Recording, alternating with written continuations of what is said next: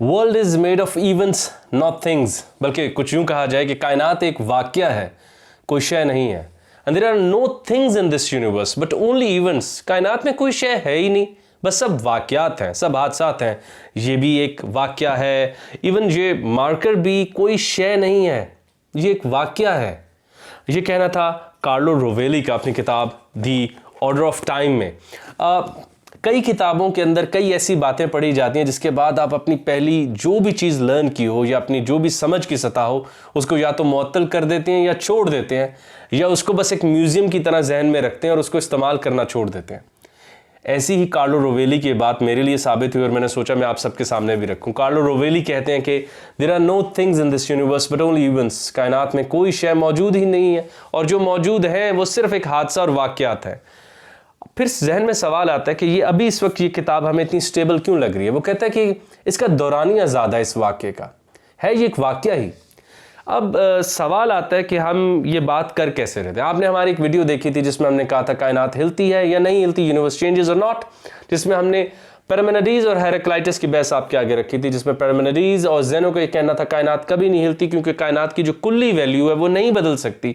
तो जुज़ में जितनी भी तब्दीली कर ली जाए कुल हमेशा एक जैसा ही रहता है, और जुज़ में तब्दीली अगर कुल पर तब्दीली नहीं ला रही तो जुज़ की तब्दीली एक इल्यूजन है। इसके बरक्स हेराक्लाइटस का कहना था अरे भाई कायनात हिलती है, नहीं तो बहते हुए पानी में पाँव रख के देख लो, पानी भी बदलता है और तुम भी बदलते हो। इसके बरक्स दोबारा पैरामेनिडीज का ये कहना था कि अगर कायनात में हर वक्त तगय्युर है तो फिर इल्म भी एक इल्यूजन है, क्योंकि हम किसी शय को जान ही नहीं सकते। जानने के लिए एक फाउंडेशन चाहिए होती है जिसमें कोई शक या तगय्युर ना हो। खैर, इन बातों के साथ जब हम आगे बढ़ते हैं और हम इस डिबेट को इस लम्हे में देखें, सन 2023 में देखें, तो हमें लगता है कि इस वक्त हेराक्लाइटस जीत रहे हैं, क्योंकि कार्लो रोवेली जो कि एक थ्योरेटिकल फिजिसिस्ट हैं और तमाम बाकी फिजिसिस्ट भी इस बात को मानने पर तैयार हैं कि जब हम किसी भी शय को उसकी माइन्यूट हालत में जाके देखते हैं तो हमें वहाँ कोई फंडामेंटल पार्टिकल नहीं मिलता, मगर हमें वेव्स मिलती हैं। और जिस चीज़ को आप पार्टिकल कहते हैं उसको कार्लो रोवेली ने कहा है that is agitation of fields.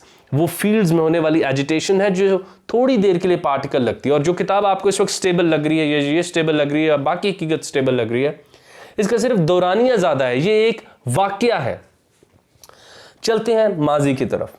जब एटमिज्म की बातें हो रही थी और डेमोक्राइटस वगैरह एटमिज्म की बातें कर रहे थे तो लगता था कायनात का कोई फंडामेंटल बिल्डिंग पार्टिकल है या फंडामेंटल बिल्डिंग पार्टिकल एटम है, उससे कायनात बनी है। लेकिन जब हम सब एटॉमिक लेवल पर गए तो हमें लगा रहे नहीं, उससे नीचे भी कायनात है जो कि इस कायनात को बना रही है। फिर पता चला कि जब आप और नीचे जाएं तो आखिर में जाके शायद आपके हाथ कुछ भी नहीं आता, बस एक आइडिया ऑफ एनर्जी आता है, या एक क्या कहना चाहिए, बस एक वेव सी या एक स्ट्रिंग बच जाती है जिसमें एनर्जी मौजूद है। वहाँ के बाद कार्लो रोवेली इस नतीजे पर पहुँचे कि there are no things in this universe but only events. और जिस चीज़ को आप थिंग समझते हैं इट इज़ थिंग लाइक, बस वो शय की तरह है और उस शय का बस दौरानिया एक वाक़े का लंबा है, मगर वो शय कहना कुछ उसको मुनासिब नहीं है क्योंकि वो तगय्युर में है। और जब भी हम किसी शय को माइक्रोस्कोपिक लेवल पे जाके देखें तो एक कोहराम मचा हुआ है वहाँ पे। एक और गहरी बात जो कार्लो रोवेली ने की, उसने कहा कि जहाँ पर जाके शायद अफलातून और कई यूनानी भी धोखा खा गए कि वो सब प्राइमरी सब्सटेंस ढूंढते रहे, यानी कि वो पहला सब्सटेंस जिससे कायनात बनी। कदीम ज़माने में कहा जाता था कि फायर, वाटर, अर्थ, एयर से कायनात मिलके बनी है, मगर उसने कहा ये प्राइमरी सब्सटेंस नहीं ढूंढना था, हमें प्राइमरी इवेंट ढूंढना था, हमें वो कुंड ढूंढना था, हमें वो लम्हा ढूंढना था, हमें वो वाक़या ढूंढना था जिससे तमाम वाक़यात पैदा हुए।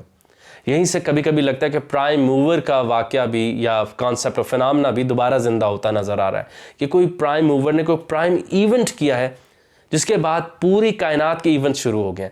बल्कि आप जाके वो देखिए कि जहाँ पे मौलाना जलालुद्दीन रूमी ने भी ऐसी ही तगय्युर की बात की है। जहाँ रूमी का जिक्र है वहाँ इकबाल का जिक्र ना हो। रोवेली की इस बात के हवाले से साकीनामा में अल्लामा मोहम्मद इकबाल ने क्या खूबसूरत बात कही है कि फ़रेबे नज़र है सुकून व सबात, तड़पता है हर ज़र्रा कायनात। ये जो सुकून है, सबात है, स्टेबिलिटी है, ये इल्यूजन है, फ़रेब है।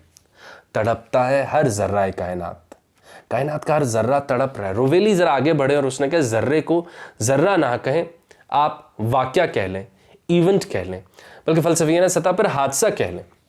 इस कायनात में कोई शय जिसको हम देख रहे हैं, ये सब अशिया लग रही हैं थोड़ी देर के लिए, बस इनका दौरानिया थोड़ा लंबा है, ये सब वाक़या हैं। कार्लो रोवेली आगे दलील 3 फील्ड से लाते हैं। वो कहते हैं बायोलॉजी क्या करती है, ये इंसानी इर्तिका को पढ़ती है या कोई भी जिंदा शय के इर्तिका को पढ़ती है, तब्दीली को पढ़ती है। ऐसे साइकोलॉजी में भी हर वक्त तगय्युर है, और फिज़िक्स में तो हमने देख ही लिया। तो ये एक इंटरेस्टिंग बात है जो कार्लो रोवेली ने अपनी किताब दी ऑर्डर ऑफ टाइम में कही है, जिसके बाद फिर हमें अलामा की तरफ भी जाना पड़ा। और हमारे यहाँ बस आजकल कोई एक इल्मी तबका आ चुका है जो बस ये चाहता है कि हम मगरिब से पूछ के ही करें, और अगर हम उन्हें अपने शोरा से बात दिखाएं कहते हैं अरे नहीं भी तुक्के होंगे, अरे भाई नहीं ये क्या सूडो बहस कर दी। तो लेकिन जब वो कहते हैं तो हमें हैरत ज़्यादा कर देते हैं। बल्कि कभी कभी मैं कहता हूँ कोपेनहेगन इंटरप्रिटेशन अगर हम पढ़ाएं तो वो किसी 17वीं सदी वाले को नॉर्मल बात लगेगी। अगर हम हाइजेनबर्ग अनसर्टेनिटी प्रिंसिपल किसी 13वीं सदी के बंदे को जो कि साइंस में बहुत एमेराइटस हों, क्या वो सेन लगेगा उसको? तो हमें बहस के लिए जगह रखनी चाहिए, क्योंकि अब आइंदा वीडियोस में भी आप देखेंगे कि मैं how the world thinks during bikini की किताब का जिक्र करता रहूँगा कि हमें यूनिवर्सलिज्म के नाम पे एक यूरोपो American way of looking at the life पढ़ रहे हैं, जिसमें ना ज़ेन की थॉट है, ना ताओ की, ना दाओ की, ना इंडियन स्कूल्स, ना मुस्लिम स्कूल्स की, और बस एक लॉजिकल पॉजिटिव सी लाइफ हमारे आगे रख दी गई है जो कि रोज़ गिरती चली जा रही है। तो खैर, cherish this thought, there are no things in this universe but events.